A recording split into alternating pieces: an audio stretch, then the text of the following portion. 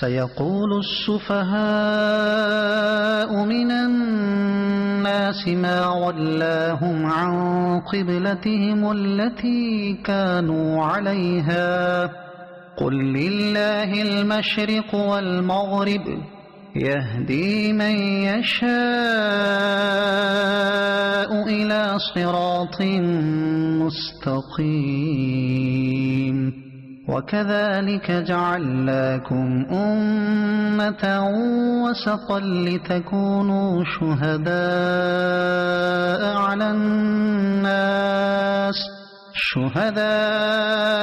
على الناس ويكون الرسول عليكم شهيدا وما جعلنا القبلة التي كنت عليها إلا لنعلم من يتبع الرسول ممن ينقلب على عقبيه وإن كانت لكبيرة إلا على الذين هدى الله وما كان الله ليضيع إيمانكم إن الله بالناس لرءوف رحيم قد نرى تقلب وجهك في السماء فلنولينك قبلة ترضاها فول وجهك شطر المسجد الحرام وحيث ما كنتم فولوا وجوهكم شطره وإن الذين أوتوا الكتاب ليعلمون أنه الحق من ربهم وما الله بغافل عما يعملون ولئن أتيت الذين أوتوا الكتاب بكل آية ما تبعوا قبلتك وما أنت بتابع قبلتهم وما بعضهم بتابع قبلة بعض ولئن اتبعت أهواءهم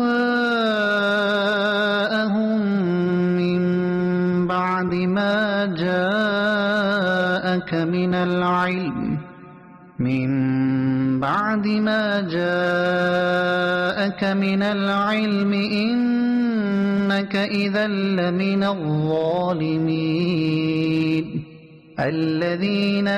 آتيناهم الكتاب يعرفونه كما يعرفون أبناءهم وإن فريقا منهم ليكتمون الحق وهم يعلمون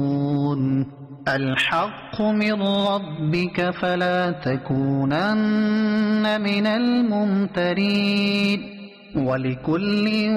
وجهة هو موليها فاستبقوا الخيرات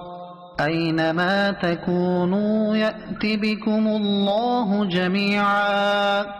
إن الله على كل شيء قدير ومن حيث خرجت فول وجهك شطر المسجد الحرام وإنه للحق من ربك وما الله بغافل عما تعملون ومن حيث خرجت فول وجهك شطر المسجد الحرام وحيث ما كنتم فولوا وجوهكم شطره لئلا يكون للناس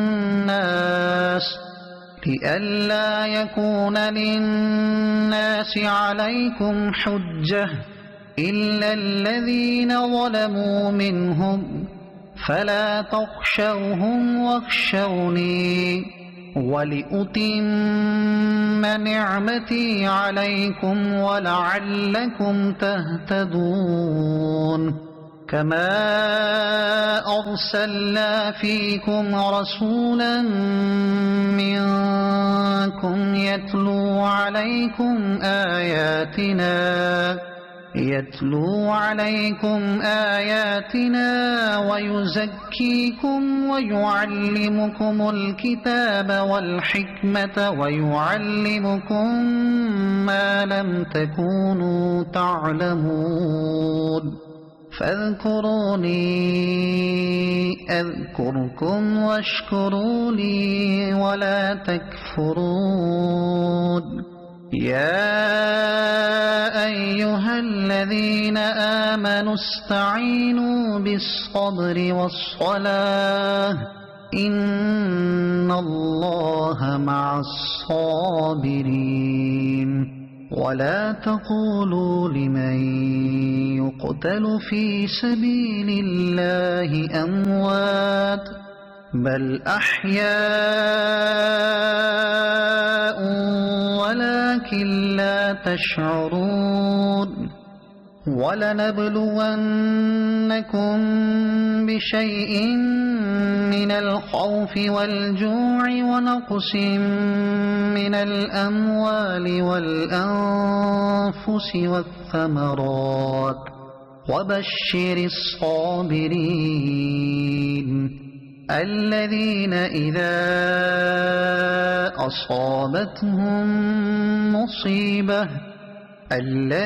إذا أصابتهم مصيبة قالوا إنا لله وإنا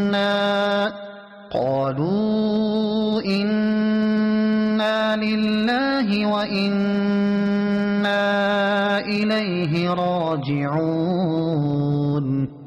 أولئك عليهم صلوات من ربهم ورحمة وأولئك هم المهتدون إن الصفا والمروة من شعائر الله فمن حج البيت أو اعتمر فلا جناح عليه أن يطوف بهما ومن تطوع خيرا فإن الله شاكر عليم إن الذين يكتمون ما أنزلنا من البينات والهدى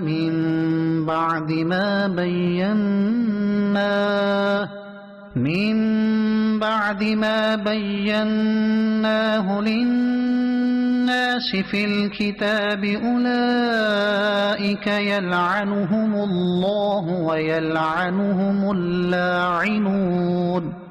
إلا الذين تابوا وأصلحوا وبينوا فأولئك أتوب عليهم وأنا التواب الرحيم إن الذين كفروا وماتوا وهم كفار أولئك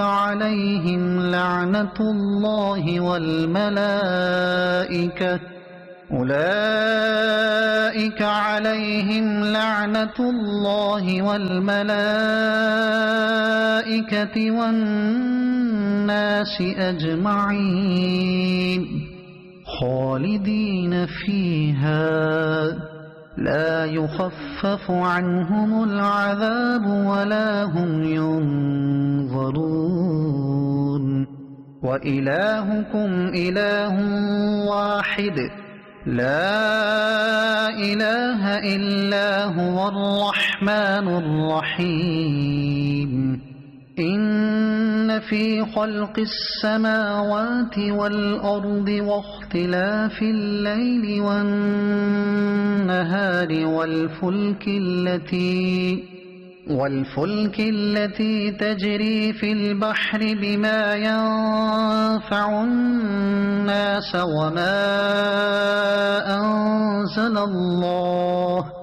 وما أنزل الله من السماء من ماء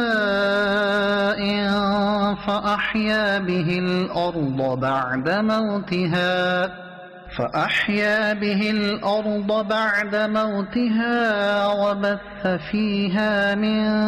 كل دابة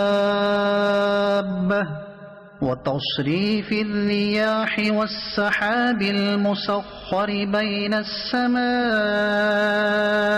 والأرض لآيات لقوم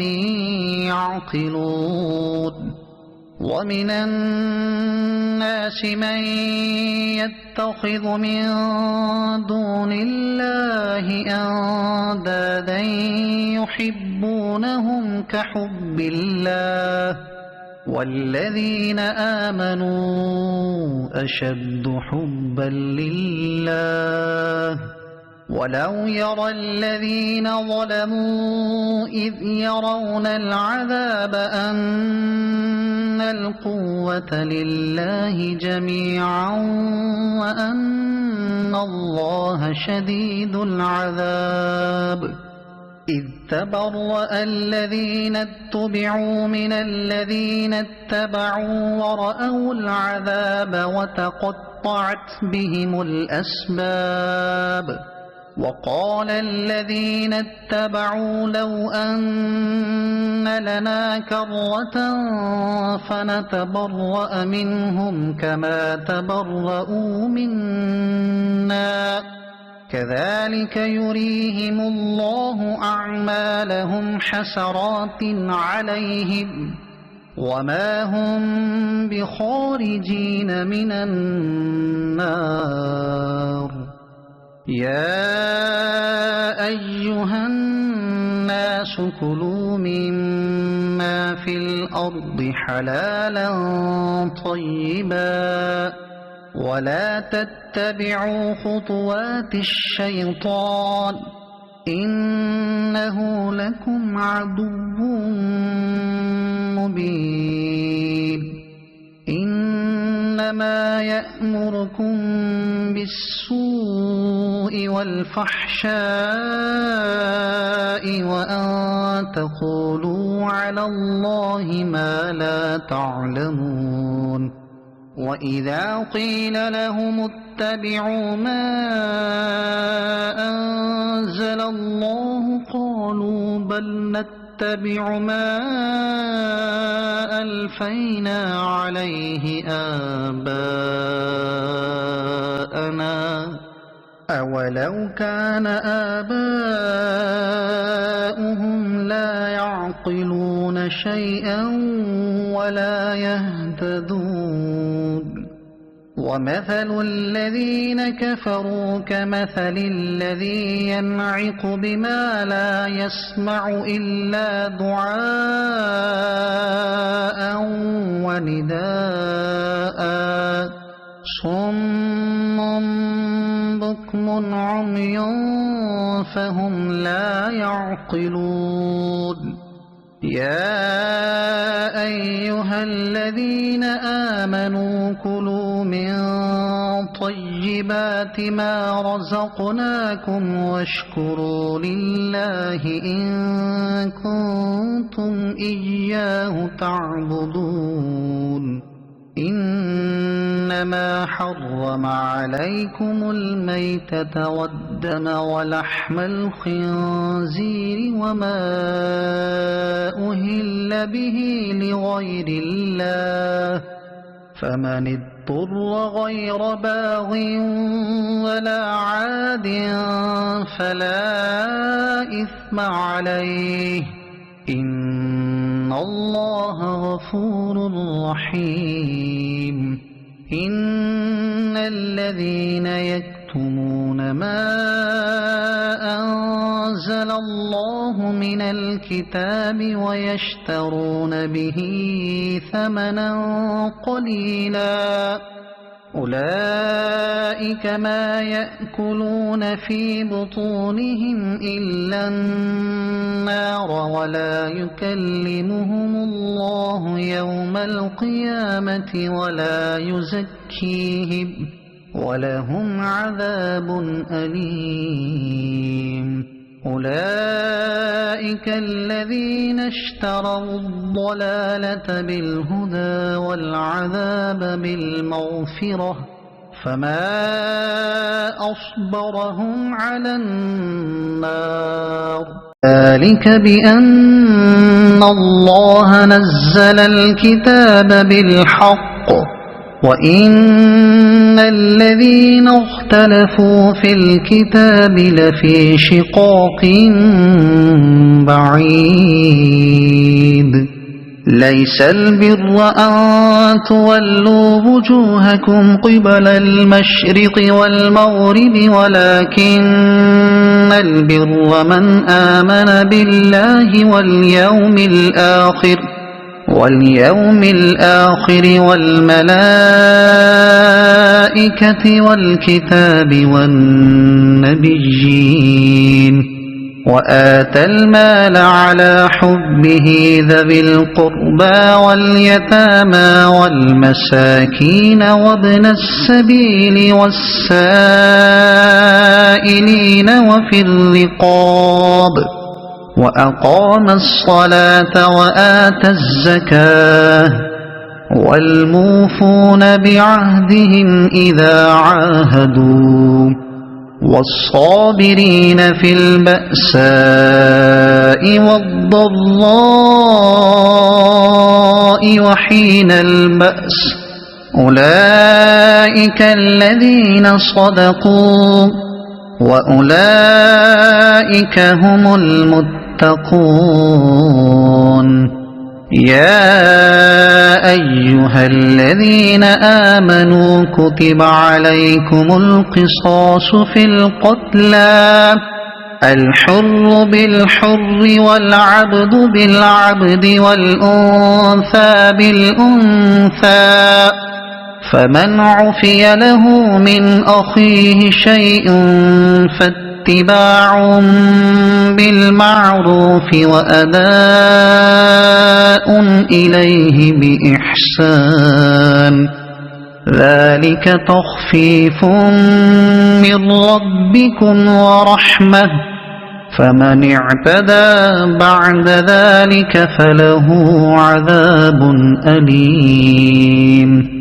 ولكم في القصاص حياة يا أولي الألباب لعلكم تتقون كتب عليكم إذا حضر أحدكم الموت إن ترك خيرا الوصية للوالدين والأقربين بالمعروف حقا على المتقين فمن بدله بعدما سمعه فإنما إثمه على الذين يبدلونه إن الله سميع عليم فمن خاف من موص جنفا أو إثما فأصلح بينهم فلا إثم عليه إن الله غفور رحيم يا أيها الذين آمنوا كتب عليكم الصيام كما كتب على الذين من قبلكم لعلكم تتقون أياما معدودات فمن كان منكم مريضا أو على سفر فعدة من أيام أخر وعلى الذين يطيقونه فدية طعام مسكين فمن تطوع خيرا فهو خير له وأن تصوموا خير لكم إن كنتم تعلمون شهر رمضان الذي أنزل فيه القرآن هدى للناس وبينات من الهدى والفرقان فمن شهد منكم الشهر فليصمه ومن كان مريضا أو على سفر فعدة من أيام أخر يريد الله بكم اليسر ولا يريد بكم العسر ولتكملوا العدة ولتكبروا الله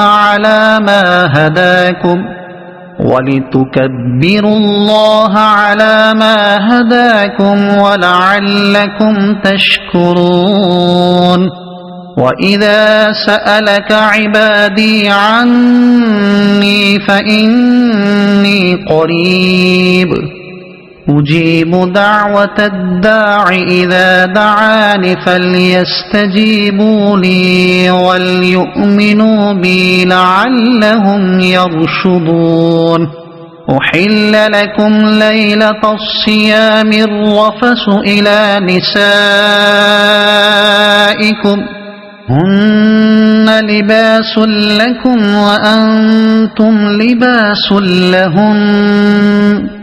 علم الله أنكم كنتم تختانون أنفسكم فتاب عليكم وعفى عنكم فالآن باشروهن وابتغوا ما كتب الله لكم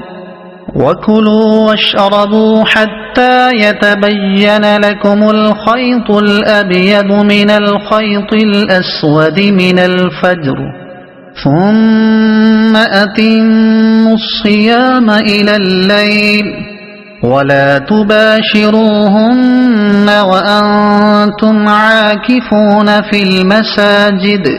تلك حدود الله فلا تقربوها كذلك يبين الله آياته للناس لعلهم يتقون ولا تأكلوا أموالكم بينكم بالباطل وتدلوا بها إلى الحكام لتأكلوا فريقا من أموال الناس بالإثم وأنتم تعلمون يسألونك عن الأهلة قل هي مواقيت للناس والحج وليس البر بأن تأتوا البيوت من ظهورها ولكن البر من اتقى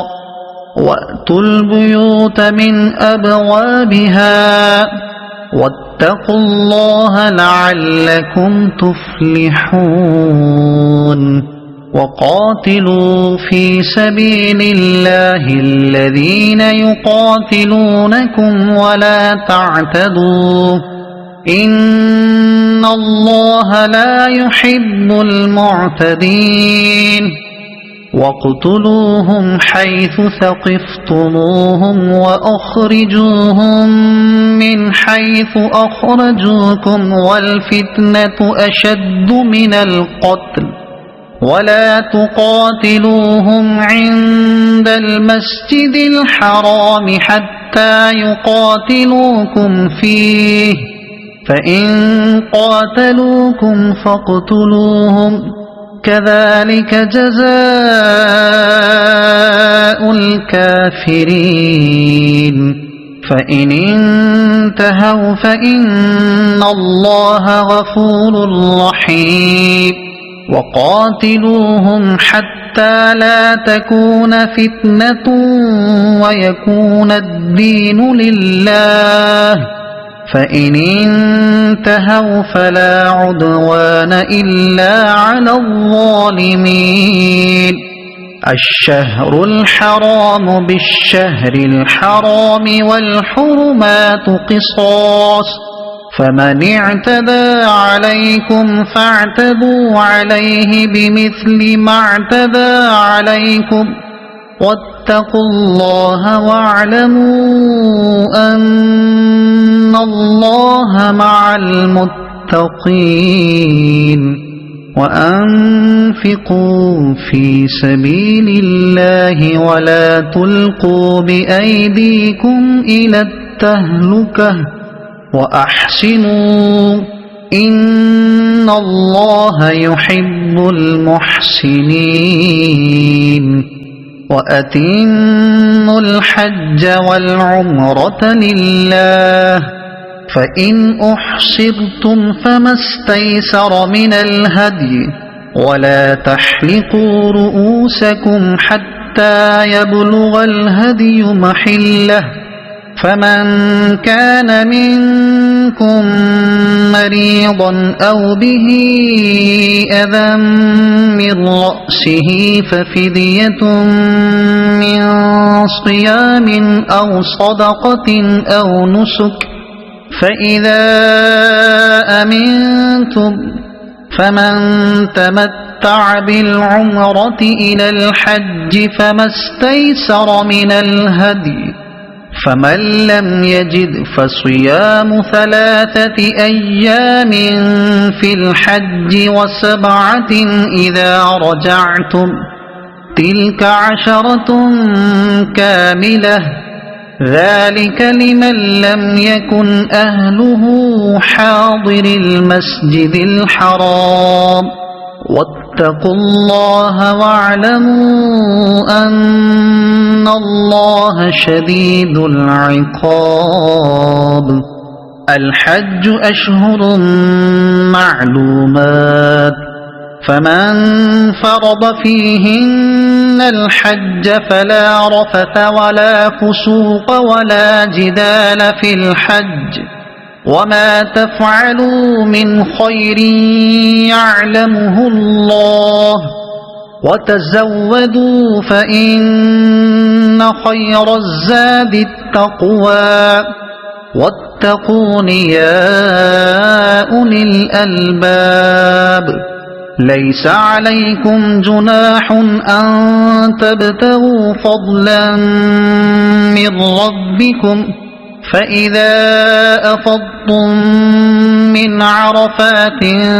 فاذكروا الله عند المشعر الحرام واذكروه كما هداكم وإن كنتم من قبله لمن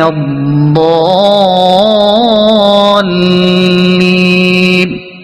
ثم أفيضوا من حيث أفاض الناس واستغفروا الله إن الله غفور رحيم فإذا قضيتم مناسككم فاذكروا الله كذكركم آباءكم أو أشد ذكرا فمن الناس من يقول ربنا آتنا في الدنيا وما له في الآخرة من خلاق ومنهم من يقول ربنا آتنا في الدنيا حسنة وفي الآخرة حسنة وقنا عذاب النار أولئك لهم نصيب مما كسبوا والله سريع الحساب واذكروا الله في أيام معدودات فمن تعجل في يومين فلا إثم عليه ومن تأخر فلا إثم عليه لمن اتقى واتقوا الله واعلموا أنكم إليه تحشرون ومن الناس من يعجبك قوله في الحياة الدنيا ويشهد الله على ما في قلبه وهو ألد الخصام وإذا تولى سعى في الأرض ليفسد فيها ويهلك الحرث والنسل والله لا يحب الفساد وإذا قيل له اتق الله أخذته العزة بالإثم فحسبه جهنم ولبئس المهاد ومن الناس من يشري نفسه ابتغاء مرضات الله والله رؤوف بالعباد يا أيها الذين آمنوا ادخلوا في السلم كافة ولا تتبعوا خطوات الشيطان إنه لكم عدو مبين فإن زللتم من بعد ما جاءتكم البينات فاعلموا أن الله عزيز حكيم هل ينظرون إلا أن يأتيهم الله في ظلل من الغمام والملائكة وقضي الأمر وإلى الله ترجع الأمور سل بني إسرائيل كم آتيناهم من آية بينة ومن يبدل نعمة الله من بعد ما جاءته فإن الله شديد العقاب زين للذين كفروا الحياة الدنيا ويسخرون من الذين آمنوا والذين اتقوا فوقهم يوم القيامة والله يرزق من يشاء بغير حساب كان الناس أمة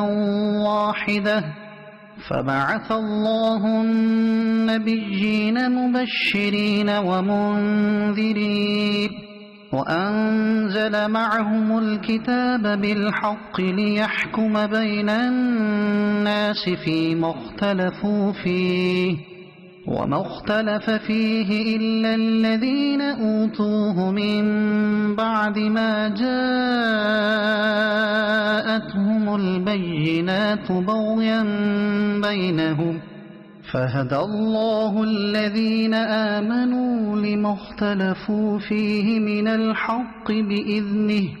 والله يهدي من يشاء إلى صراط مستقيم أم حسبتم أن تدخلوا الجنة ولما يأتكم مثل الذين خلوا من قبلكم مستهم البأساء والضراء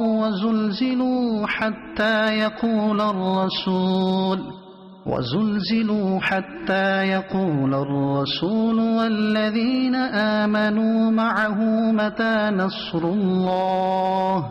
ألا إن نصر الله قريب يسألونك ماذا ينفقون قل ما أنفقتم من خير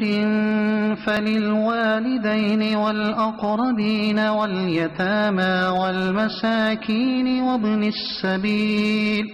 وما تفعلوا من خير فإن الله به عليم. كتب عليكم القتال وهو كره لكم، وعسى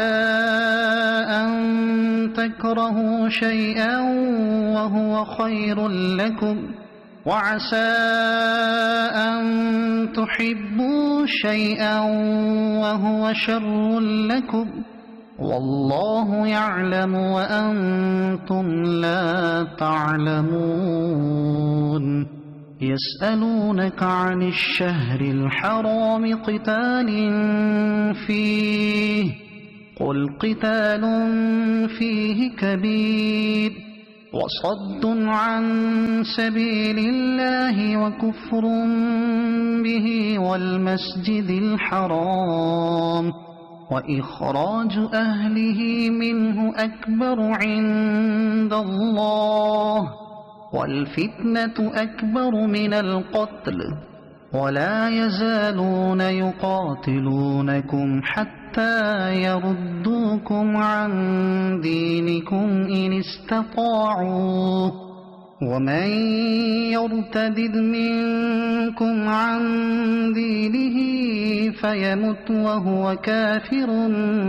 فأولئك حبطت أعمالهم في الدنيا والآخرة، وأولئك أصحاب النار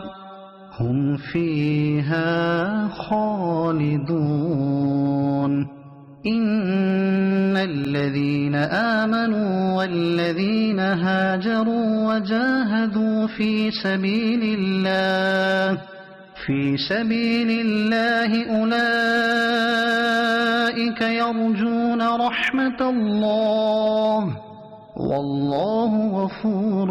رحيم. يسألونك عن الخمر والميسر، قل فيهما إثم كبير ومنافع للناس، وإثمهما أكبر من نفعهما، ويسألونك ماذا ينفقون، قل العفو، كذلك يبين الله لكم الآيات لعلكم تتفكرون في الدنيا والآخرة. ويسألونك عن اليتامى،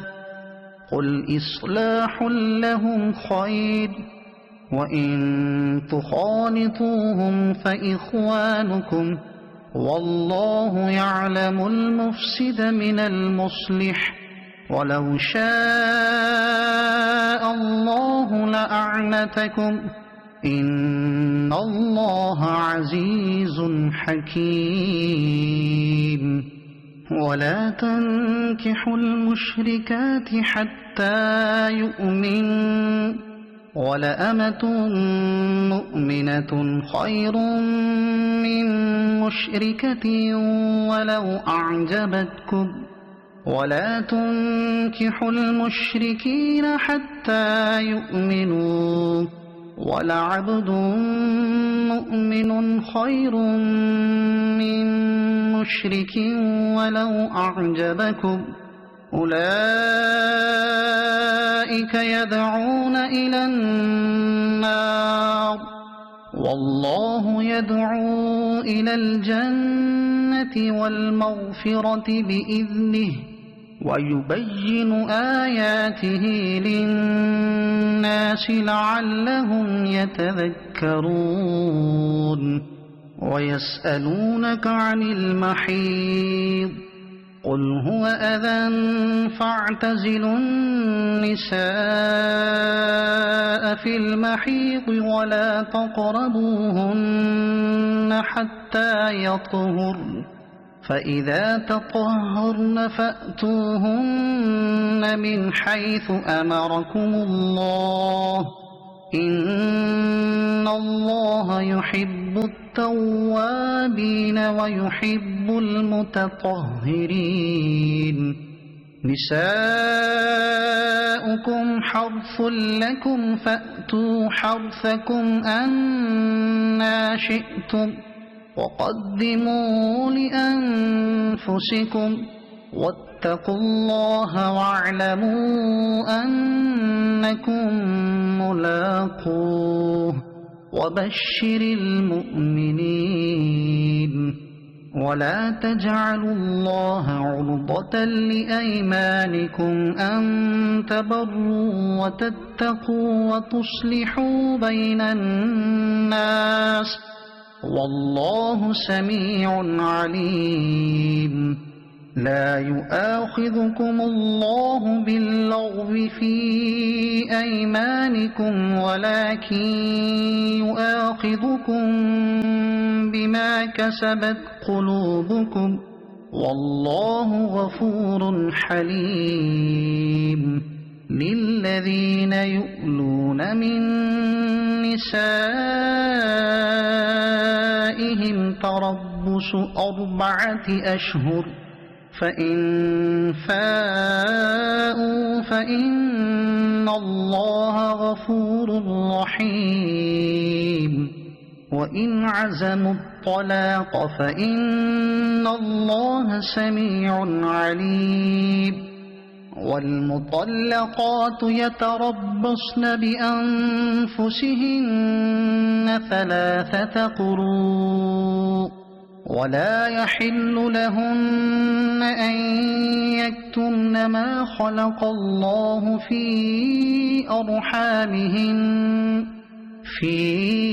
أرحامهن إن كن يؤمن بالله واليوم الآخر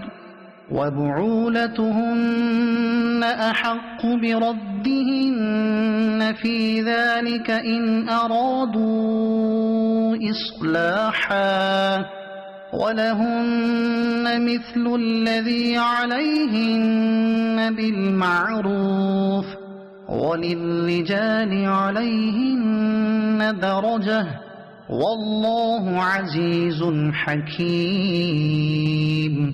الطلاق 2 مرتان فإمساك بمعروف أو تسريح بإحسان ولا يحل لكم أن تأخذوا مما آتيتموهن شيئا إلا أن يخافا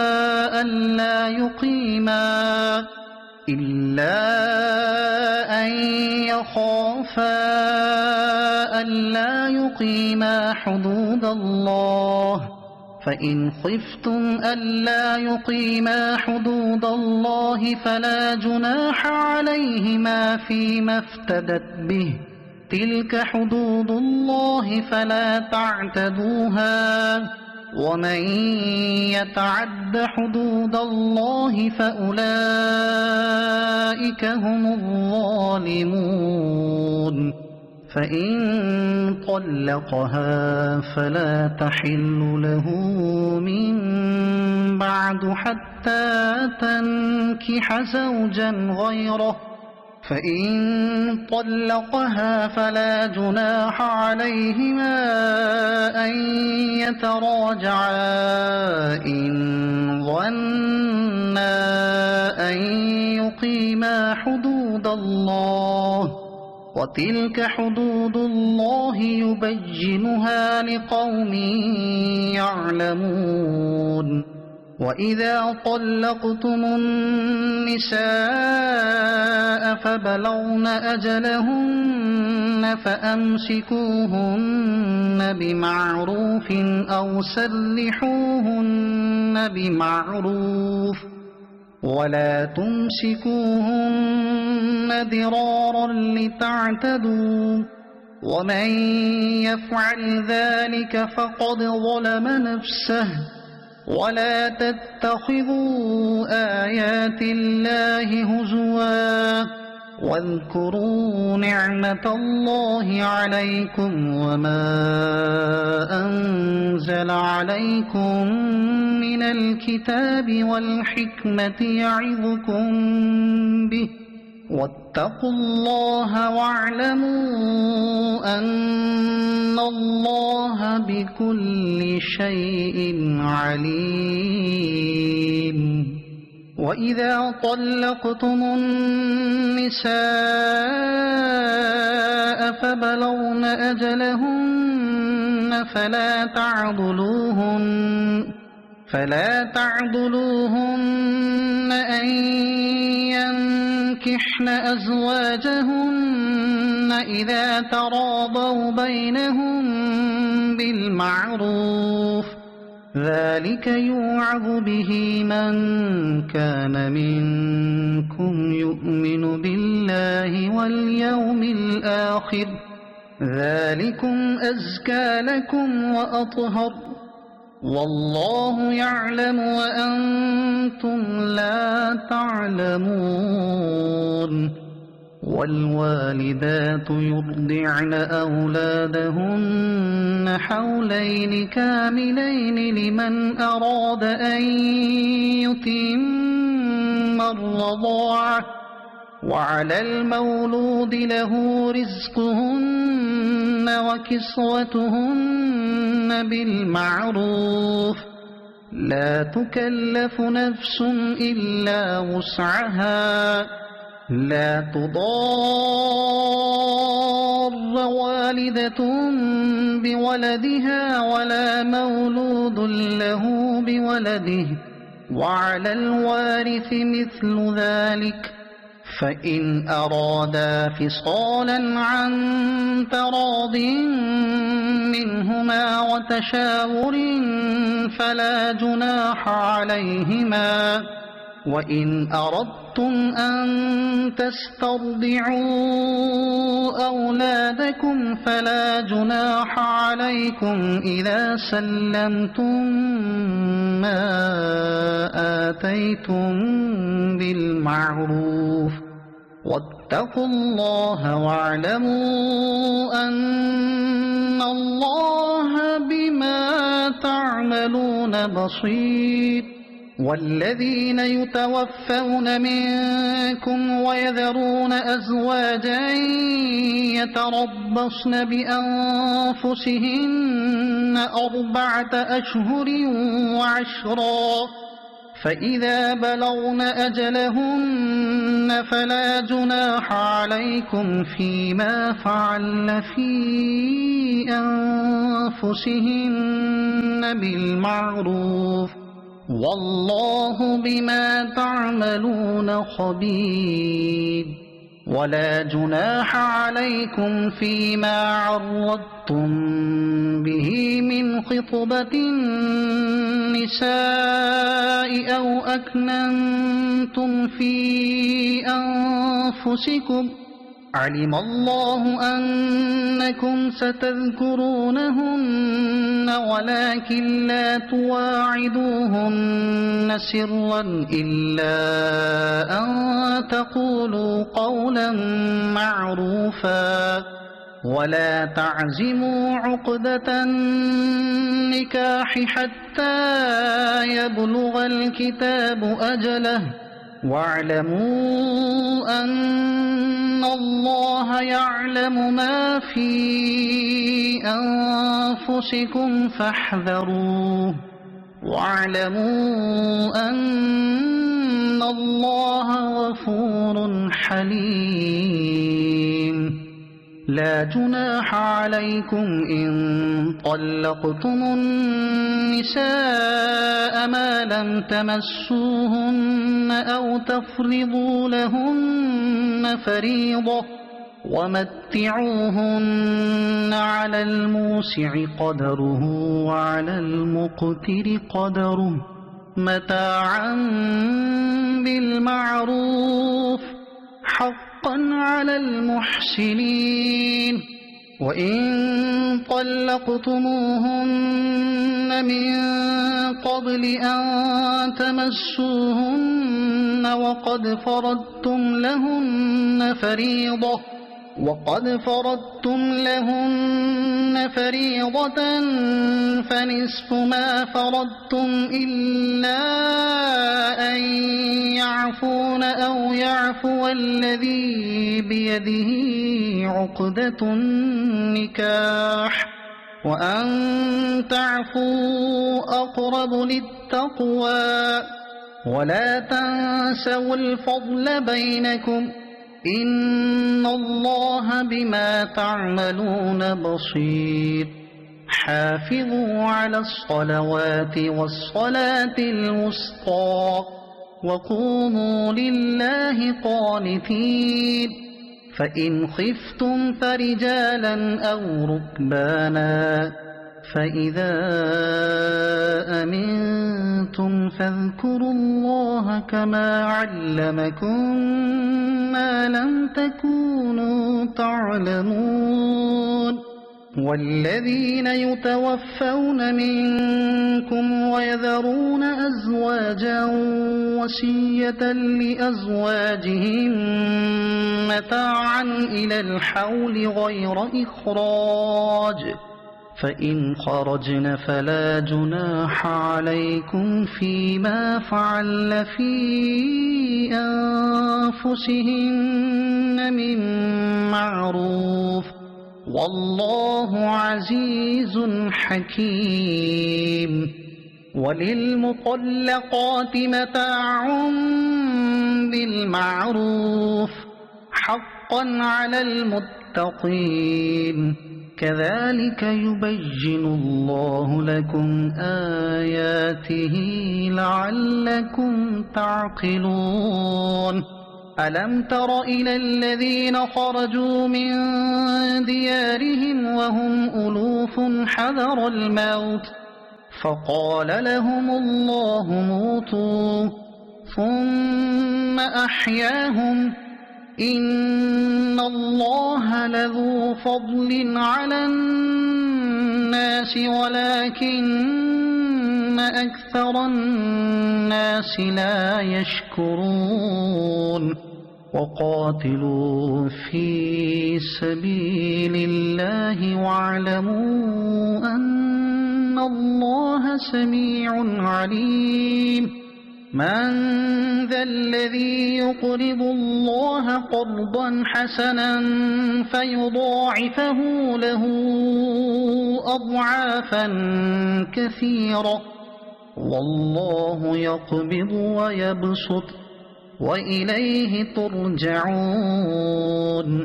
ألم تر إلى الملأ من بني إسرائيل من بعد موسى إذ قالوا لنبي له مبعث لنا ملكا نقاتل في سبيل الله قال هل عسيتم إن كتب عليكم القتال ألا تقاتلوا قالوا وما لنا ألا نقاتل في سبيل الله وقد أخرجنا من ديارنا وأبنائنا فلما كتب عليهم القتال تولوا إلا قليلا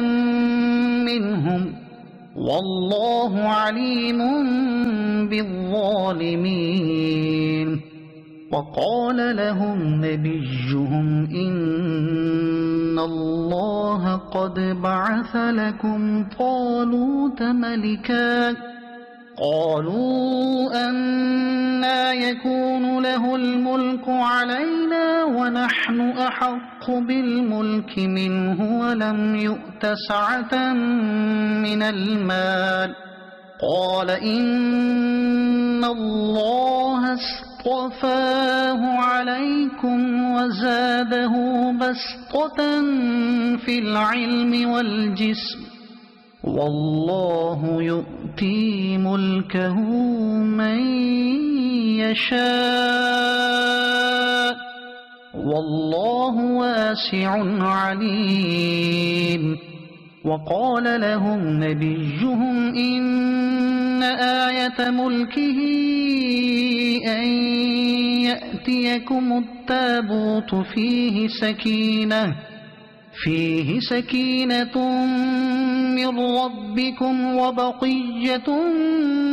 مما ترك آل موسى وآل هارون تحمله الملائكة إن في ذلك لآية لكم إن كنتم